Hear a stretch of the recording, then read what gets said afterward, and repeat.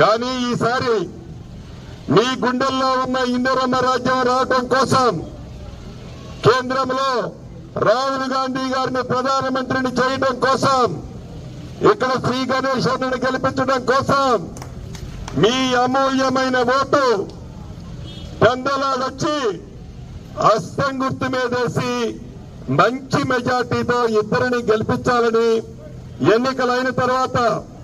ఈ నియోజకవర్గాన్ని నేను ఇన్ఛార్జిగా ఈనాడు ఎట్లొచ్చానో మంత్రిగా ఈ నియోజకవర్గాన్ని దత్తత తీసుకుంటాను. ఇంకా ఈ కాంగ్రెస్ ప్రభుత్వం 4 సంవత్సరాల 7 నెలలుంటది. ఈ 4 సంవత్సరాల 7 నెలలలో ఏ ప్రాంతానికి ఏ వాడకొచ్చి ఏ స్లమ్ ప్రాంతానికి వచ్చి ఇటువంటి మీటింగ్ పెడితే అన్నా ఇక్కడ ఇల్లు రాని వాళ్ళు ఎవరైనా ఉంటే